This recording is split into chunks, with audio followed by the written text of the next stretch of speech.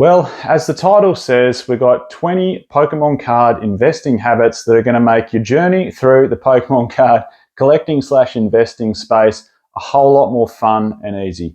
Not going to waste any time. We're going to get straight into it very shortly. Before we do though, if you haven't subscribed, please do so. And if you want to become a channel member, that would mean a lot. You can just jump on, click join on the homepage of my YouTube channel, and you can shoot me an email asking any personalized investment questions. I always get back to everyone in a timely manner. Well, like I said, not wasting any time, let's get straight into it. So these 20 tips are hopefully going to make your Pokemon investing journey a whole lot more fun. And if you turn them into habits, it's going to mean more profit, I hope, or it should do in the long run. So the first one, and some of them are left of field, and some of them might be a bit more blatantly obvious. But the first one is, for a sealed collector down the track, okay, the box art actually matters. And a few people might not think about that, but let's put this into perspective, right? So Celestial Storm, which is a Sun and Moon set, which is right here in an Elite Trainer box, and I'll bring a photo up on the screen as well. Celestial Storm Elite Trainer box. It's not the best set. It's a middle of the road. It's a mid-tier Sun and Moon set. It's not the worst. It's not a Crimson Invasion, but it's not the best. It's not a Team Up or a Cosmic Eclipse or a Unified Minds. But its Elite Trainer box holds a really strong price. Why? Because it's got awesome box art. Also, why? Because it has a fan favorite, cool dragon type Pokemon on the box in Rayquaza. So box art matters. Although something like a Vivid Voltage has been printed into the ground, arguably as much as Darkness Ablaze, if you're looking at those two Elite Trainer boxes, which one's going to be worth more in 10 years' time? Surely it's got to be the Vivid Voltage because it's got Pikachu on there. The sets are both very poor Sword and Shield sets. Vivid Voltage arguably has a slightly stronger chase card in that Rainbow Pikachu compared to Charizard VMAX from Darkness Ablaze, but you get my point. The point is, box art matters. Number two, this is a very, very easy one. Most people probably know this one, but don't buy singles as soon as a set releases. And I called this as soon as Obsidian Flames come out. When people were buying Charizard SAR for ridiculous prices, I said, hold off, like it'll come down, it will, you'll get it cheaper. And look at the graph. This is straight off TCG Player for the main chase card from Obsidian Flames. In fact, the only probably chase card that holds any real serious value from Obsidian Flames is the Charizard SAR. And look at the price. Don't buy a single as soon as a set releases. If you want to buy a single, hold out, because over time, as more supply hits the market, it will get cheaper and prices will come down. So if you're a singles collector, that is a pretty obvious but a really, really good tip, particularly if you're new to the hobby. Number three, this is a big one. Card grading has increased substantially since COVID. Now, what does this mean? This means a few things. So PSA, I did a whole video on this, and if you search back through my videos, you'll find it. It's probably about 10, 12, I don't know, even 15 videos ago. I talked about how much grading companies has increased their volume since COVID, to the point where we're getting millions of graded cards.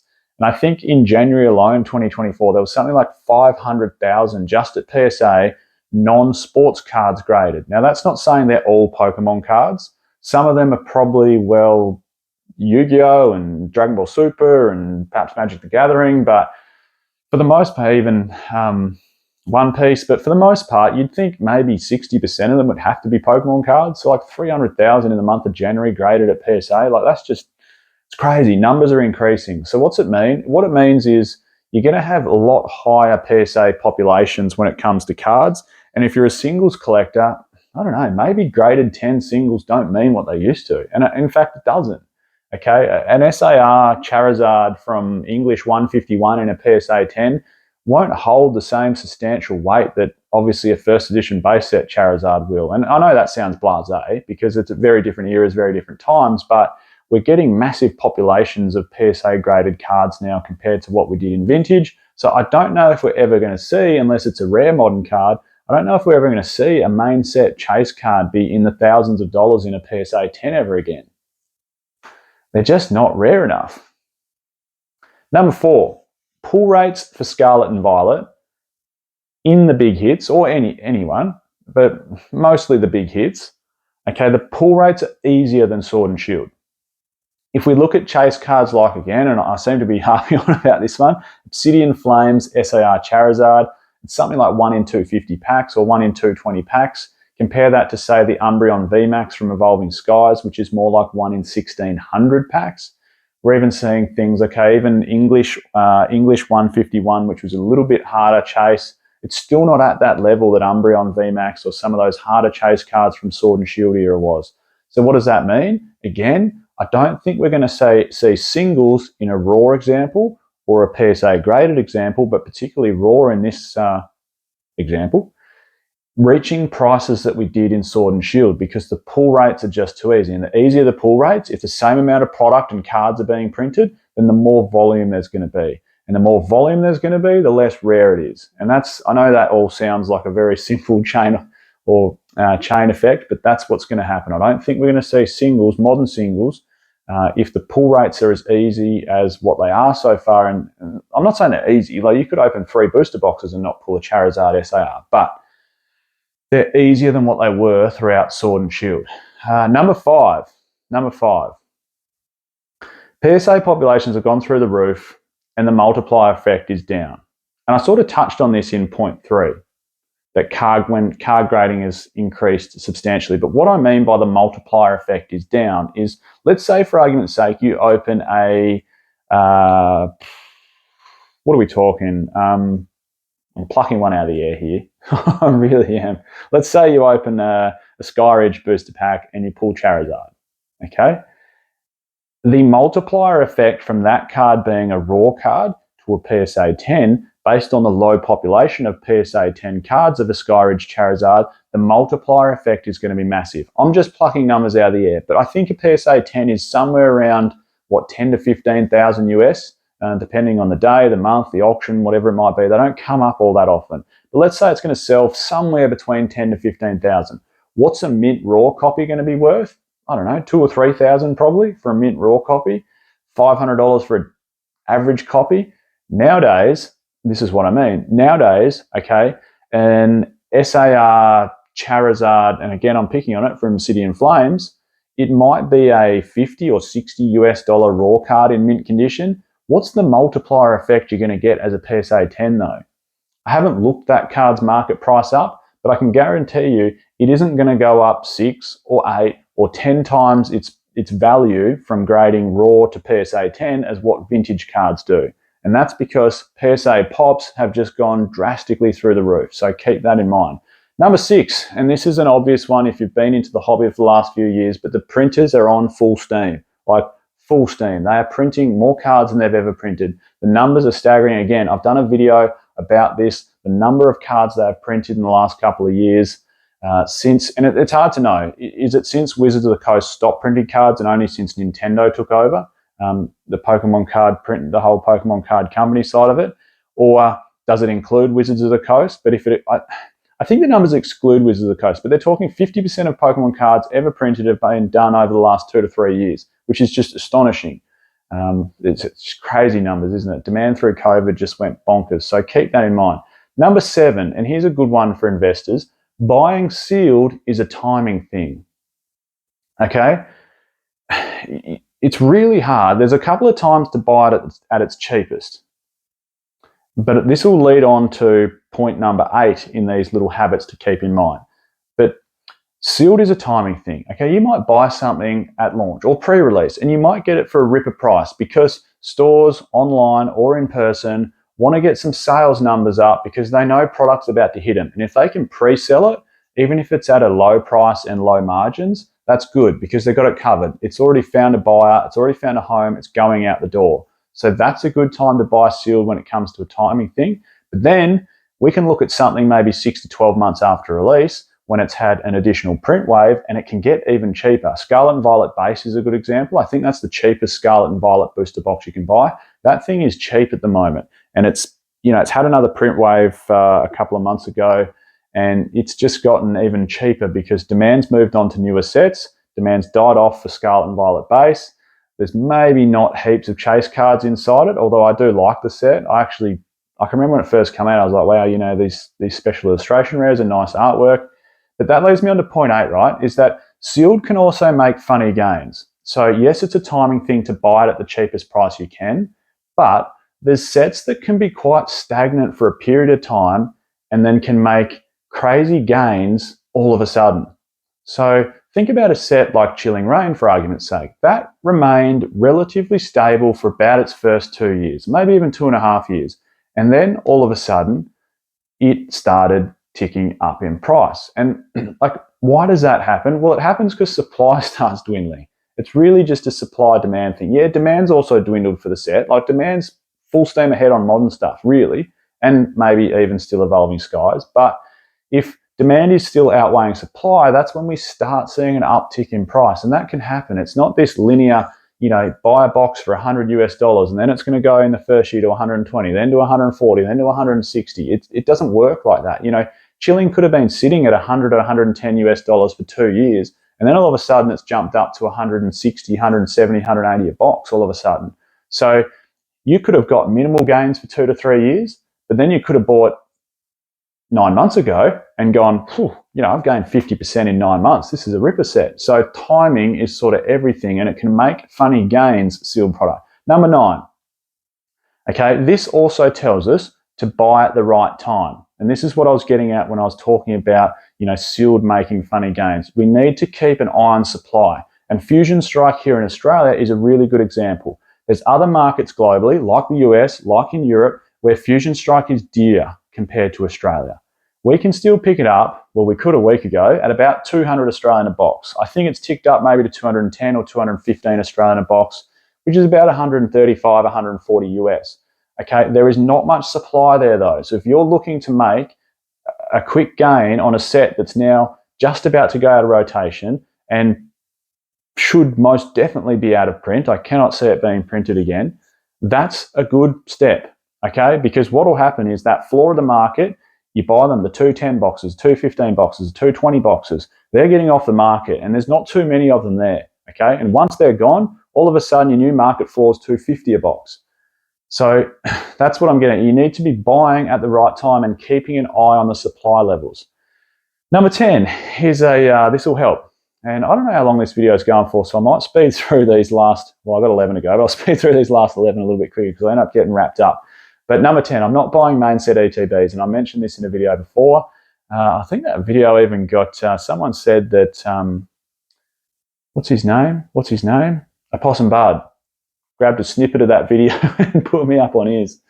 Good on you, mate. What do they say? What's that saying where it's like all, anyway, keep moving on from that stuff. I'll think of it in a minute. It's in the back of my head.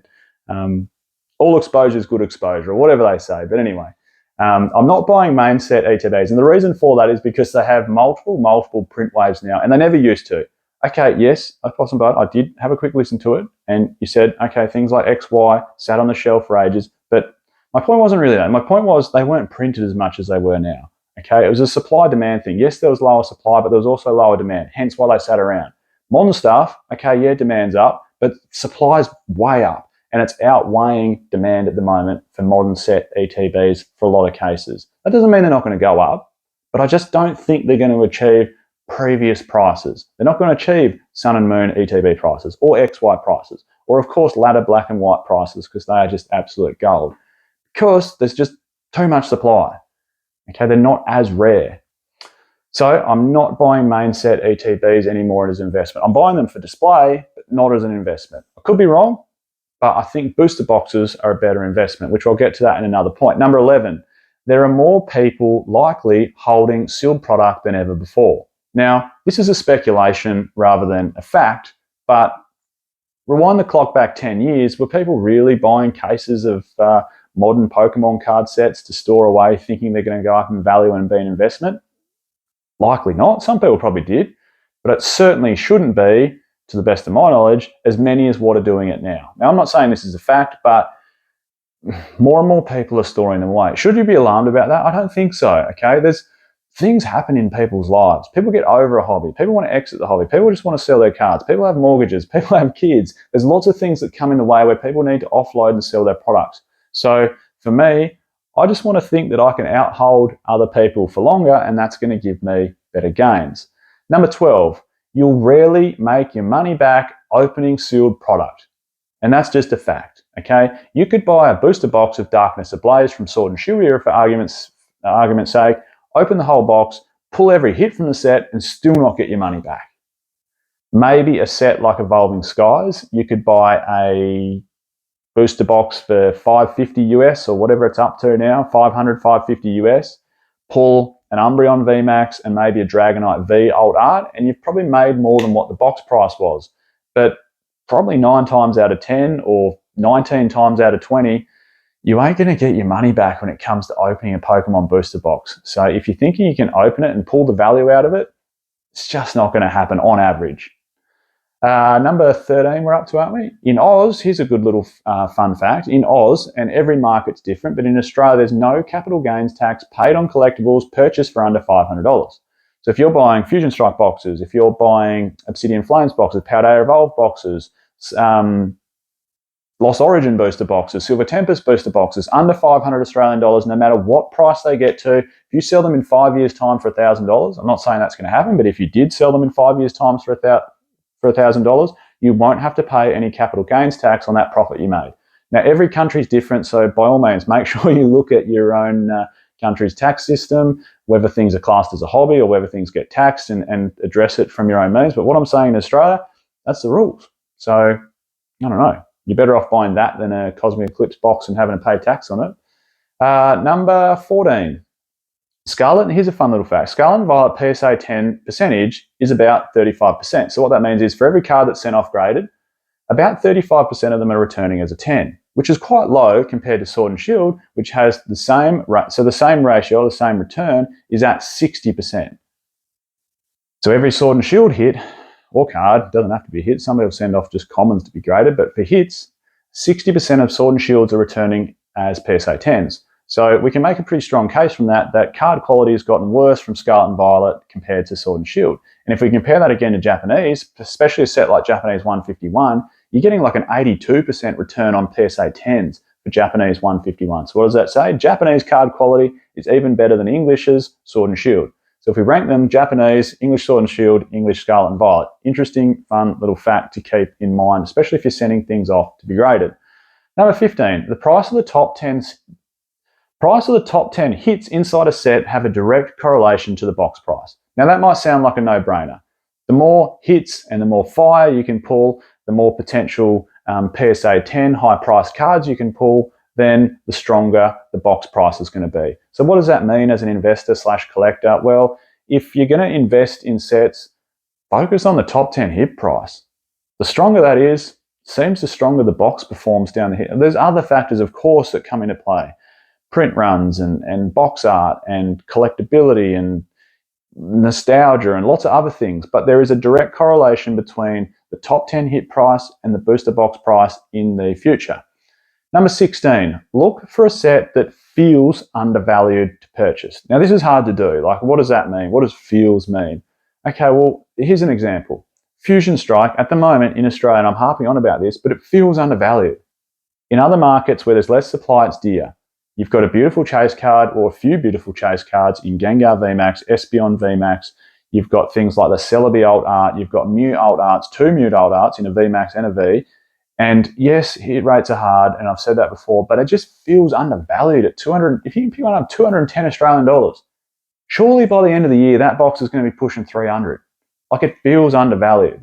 That's what I mean. If you can, we'll run out of lighting. If you can, if something feels undervalued, I think it's a good set to purchase. Number 17, you can invest in Pokemon cards of any budget. And I've said this heaps of times before. You don't have to buy cases. You don't have to buy booster boxes. If you want to enjoy the hobby and get into things at a lower price point, we've got things like 3-pack blisters. Like, look at that Evolving Skies one I've got on the screen. 3-pack blister with Umbreon promo inside there. They're going for like over 100 Australian bucks at the moment. And they're like $20 at launch. It's 5x its money. You didn't need to buy the booster box or the case or the Elite Trainer box. If you've got 20 bucks to spare, you can still get in and enjoy the hobby. Number 18, booster boxes are still king and most liquid. That's where I spend most of my investing money. I love collecting, I love the display, but when it comes to investing money, I just buy booster boxes. They seem to be the most liquid, and I think they're still king when it comes to investment. They give the best pack per dollar ratio. They're going to be great for streamers opening in the future. There's just more outlets to sell to in the future. So I think booster boxes are still king, and the most liquid. Right, 2 to go. Number 19. Some ancillary products can make really big gains and also give a cheap entry point price. And I talked through that Evolving Skies 3-pack blister, but how about these ones, hey? What about Team Up's single check lane blister with the Pikachu and Mimikyu promo and the coin inside there? But that's made incredible gains off what would have been retailing, I'm sure, in the store for like $6.99 or something, US dollars. Or here in Australia, probably $8.90 or something. Like that's cheap entry price, big gains. Number 20, to finish off, Pokemon 151, Japanese. I don't need to say anymore. Go buy it while you still can, because it ain't getting any cheaper. It's only going to get dearer. This is Michael. I'm Pokey Oz, and I'll catch everyone next time.